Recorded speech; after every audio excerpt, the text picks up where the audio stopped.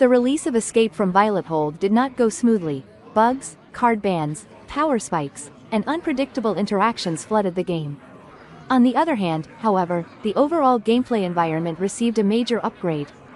The new cards shook things up and introduced fresh gameplay experiences. The meta has already taken its basic shape, and the evolution of existing strategies has begun to slow down, allowing us to identify the most effective, most consistent, and most importantly, the most cost-efficient deck builds for climbing to legend as quickly as possible.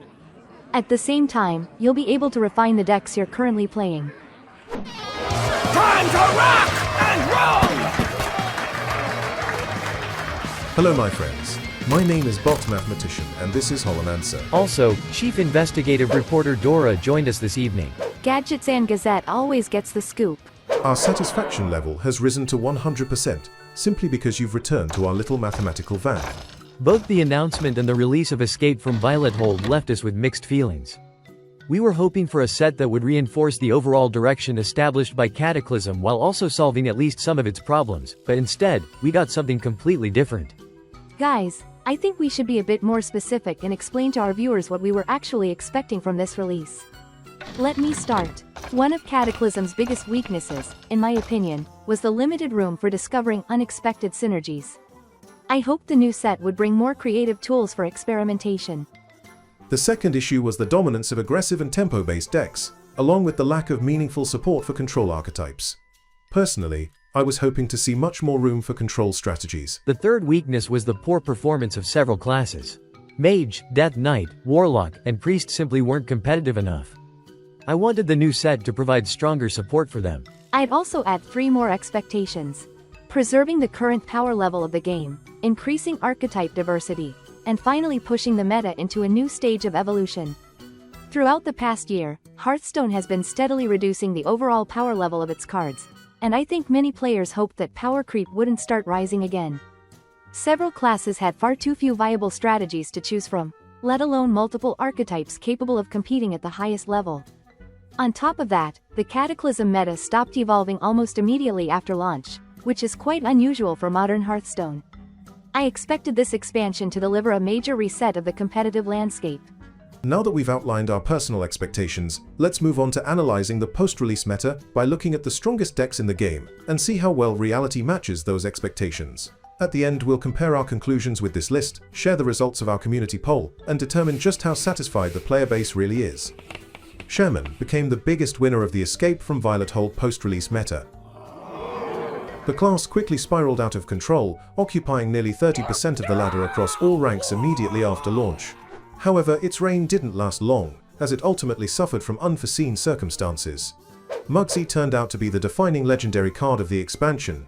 This is one of those rare cases where a single card creates 2 fundamentally different archetypes by combining strict deck-building restrictions with the reward of an entirely unique hero power.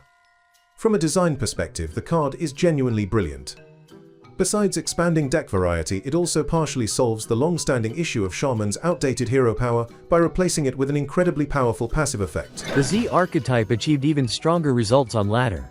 This was the highest performing build, tested across more than 6,000 games during the first day after release, before the deck was effectively banned.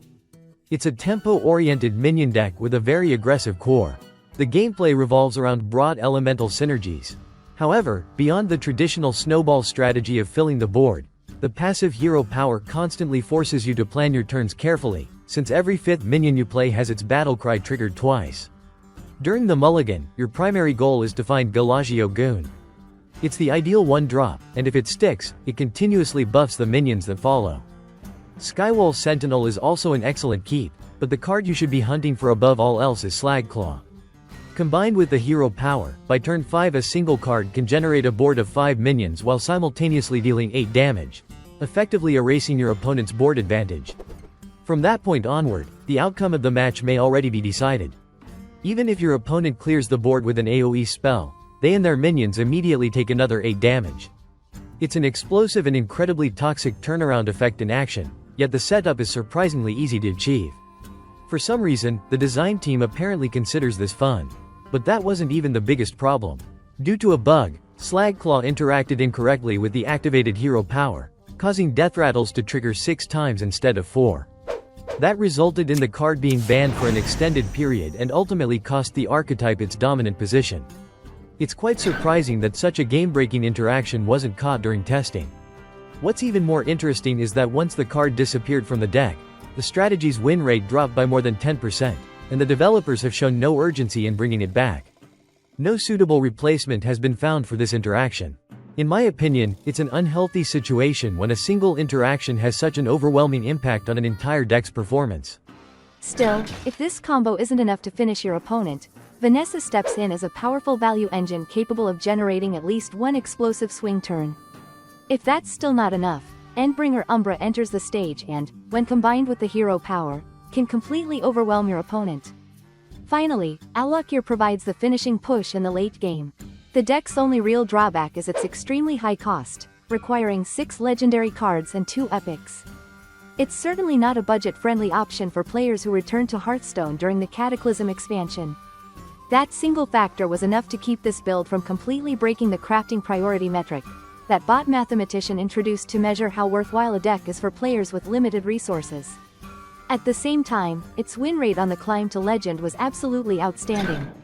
The only remaining question is whether it will maintain that level of performance over the long term once Slagclaw returns to the game.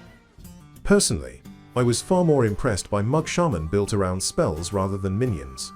The deck's core synergy revolves around the new spells that transform into minions once their conditions are fulfilled. The passive hero power discounts the first minion you play each turn, even though the deck contains no minions by default. Because of this, it's absolutely essential to find cards that generate minions during the mulligan. Careful planning is equally important here, and you know what? I completely fell in love with this deck because it delivers an entirely new gameplay experience. The process of transforming spells into minions adds another layer of depth, while the Discover mechanics allow you to adapt to a wide variety of situations. Another major advantage, in my opinion, is that the deck isn't overwhelmingly explosive in the early game and actually has solid tools for controlling the board. Overall, the archetype still feels slightly stronger than it probably should be, mainly because of its ability to cheat mana costs. Mana cheating, which is one of the community's biggest concerns, is making a comeback, and ironically that's essentially the defining theme of this expansion.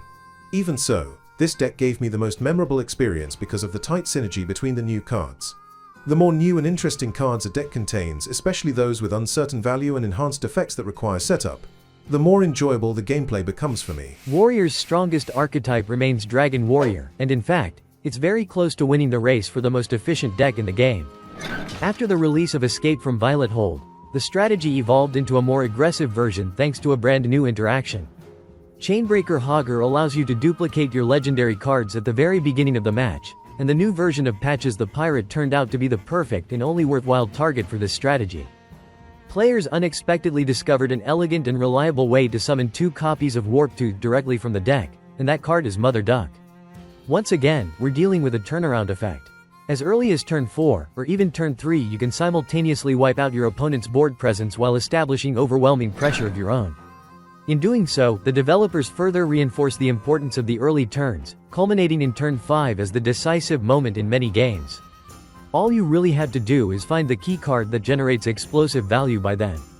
That philosophy defines far too many modern strategies, and honestly, I find this design direction increasingly disappointing. Because the deck has become more aggressive, low-cost minions have replaced Windpeak Worm as the highest priority keeps in the opening hand. The deck's win rate on the climb to legend remains exceptionally high and remarkably consistent. Another major advantage is its affordability.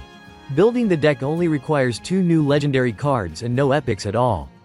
But is this style of gameplay really worth that investment? That's the question that matters most to me. Personally, I'm already quite tired of this strategy. The new expansion certainly introduced some changes, but they simply aren't significant enough to make it feel truly fresh. Chainbreaker Hogger looked like an incredibly exciting card, and my biggest concern was that its most effective use would either be limited to Warptooth or devolve into outright abuse. Unfortunately, that's exactly what happened. The card found a home in Egg Warrior, and honestly, it changed the archetype for the worse. Overall, it's an extremely toxic deck that already caused major problems after the release of Cataclysm. It can rapidly reach a point where it becomes nearly unstoppable.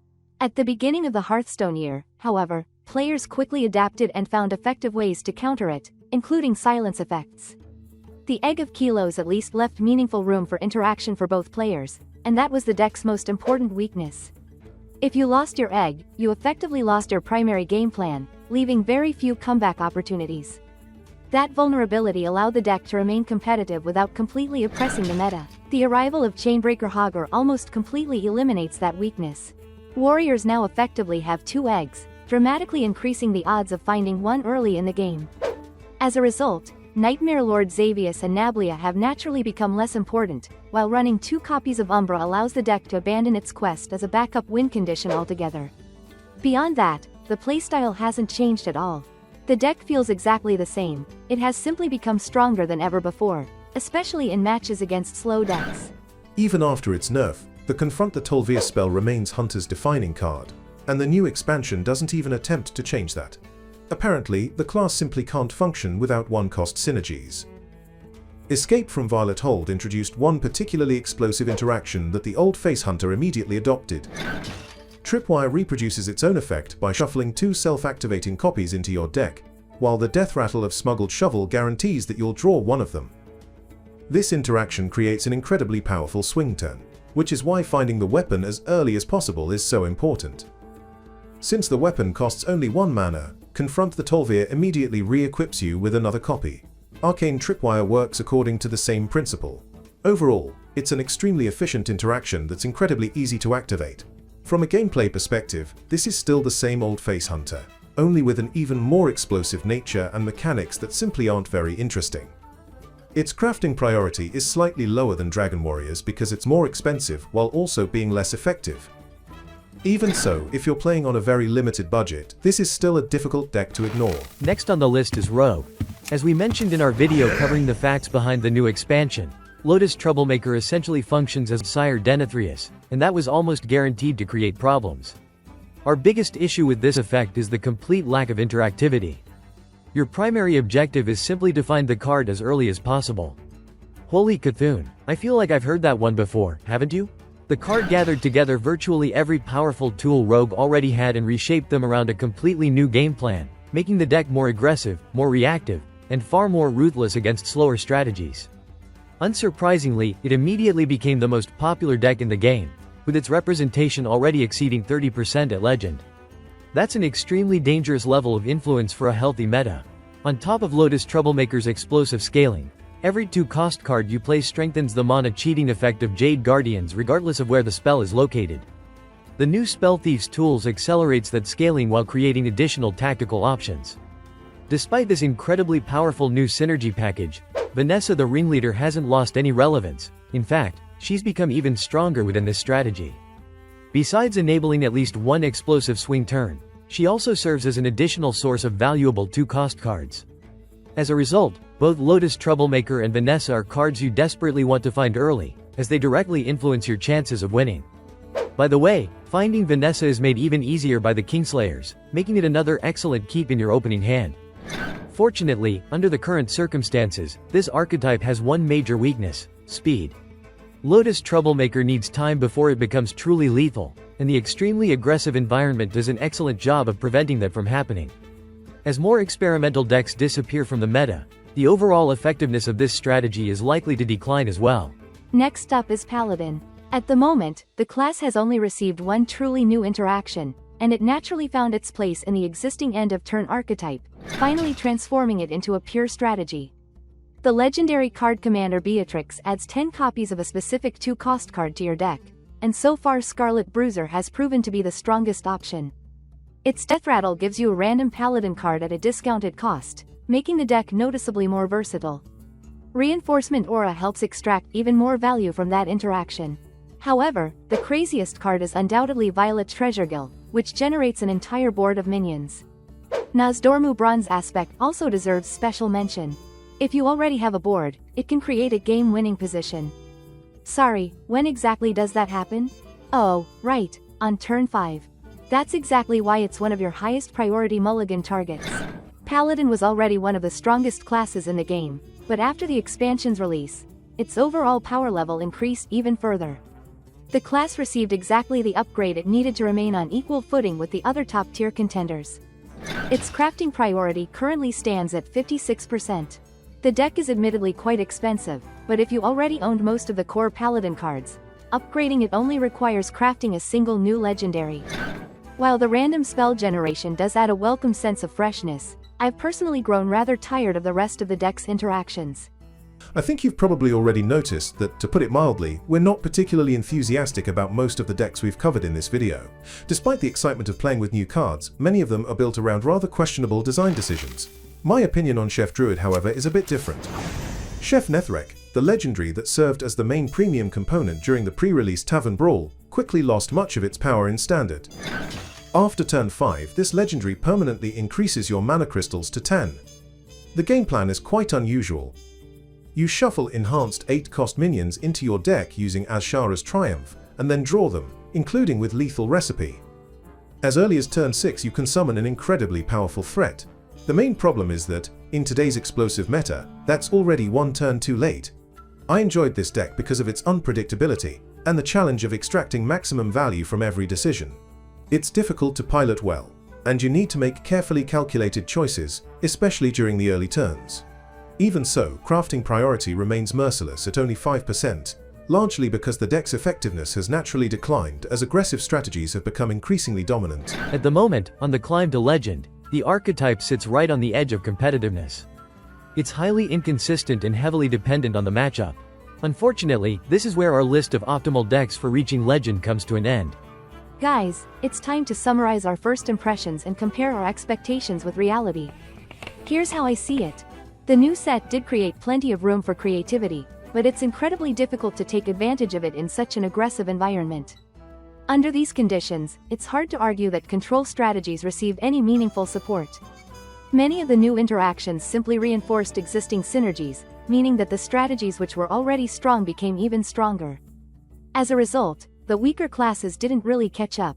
Mage, Death Knight, Warlock, and Priest are still lagging behind despite players' best efforts to make them work. Demon Hunter has now joined them as well. It's still too early to judge whether strategic diversity has truly increased because the experimental phase is still underway and there may be more surprises ahead. Overall, however, we've gained just under 10 new ways to play the game, some of which replaced older archetypes, while the vast majority of changes were upgrades to existing strategies. This is an impressive result, but the overall power level has increased significantly. We also didn't get a complete meta reset. The leading classes and dominant playstyles remain largely the same, they've simply evolved into new forms. Even so, the game still feels refreshingly new. Guys, considering that almost none of our expectations were fully met, can we confidently call this expansion a failure? Absolutely not, Dora. Our personal expectations cannot determine whether an entire expansion succeeds or fails. They're simply our subjective opinions. Instead, let's think about what a truly failed release would actually look like. First and foremost, it would feature one overwhelmingly dominant toxic strategy, with virtually no weaknesses that completely breaks the meta. That simply hasn't happened. 2-bit Rogue is gradually approaching dangerous levels of dominance, but the more popular it becomes, the lower its win rate falls. Shaman might have completely broken the game, but in this case the bug ironically prevented that from happening, and the developers aren't in any hurry to restore the banned card. The second worst case scenario occurs when the new cards are simply too weak and have very little impact on deck building or the meta as a whole. That clearly didn't happen either. So while we certainly don't see signs of failure, we also don't see signs of overwhelming success. Instead, what we received is something much more ambiguous, and our impressions are reflected in the results of the poll we conducted through our community tab. Players aren't thrilled, but the majority are generally satisfied. Overall satisfaction ended up just above 50%. In other words, things are better than they were before the expansion launched. On the one hand, that's a small victory for the development team. On the other hand, it's fairly easy to explain. At the start of a new expansion, players want just two things: a fresh gameplay experience and a meta that doesn't completely fall apart.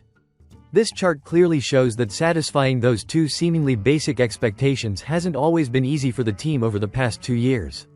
I think what we got is a highly unbalanced expansion, packed with a huge number of exciting ideas while also introducing a wide range of highly questionable mechanics from a game design perspective. Many of the current problems with the meta are still being partially masked by the strong sense of novelty. The expansion's impact is enormous right now, and players are eager to experiment with as many new interactions as possible. The real problems may begin once that excitement starts to wear off.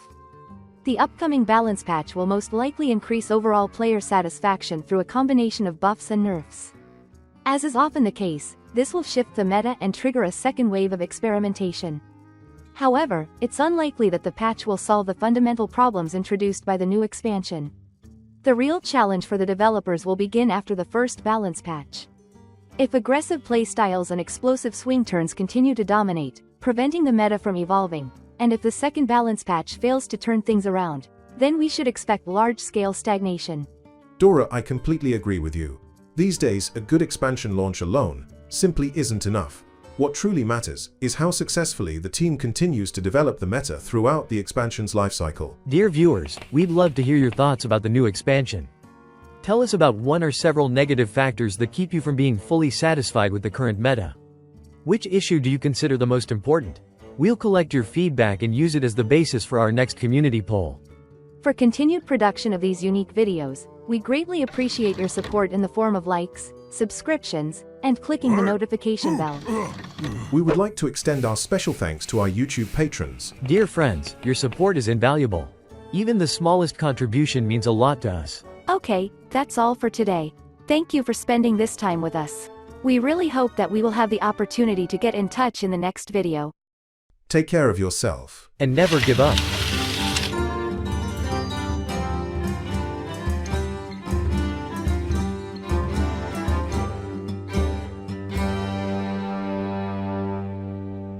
Job's done.